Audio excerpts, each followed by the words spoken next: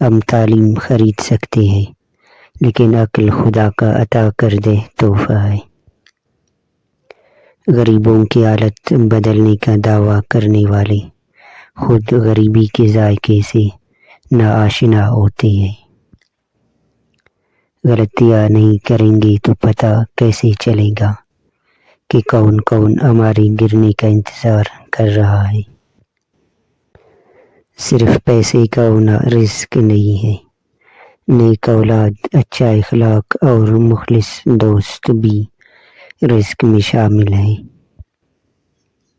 مرد آنکھوں سے محبت کرتا ہے اور عورت کانوں سے محبت کرتی ہے، مطلب مرد اس عورت سے محبت کرتا ہے جو خوبصورت ہو اور عورت اس مرد سے محبت کرتی ہے جو باتیں دل فریب کرتا ہو۔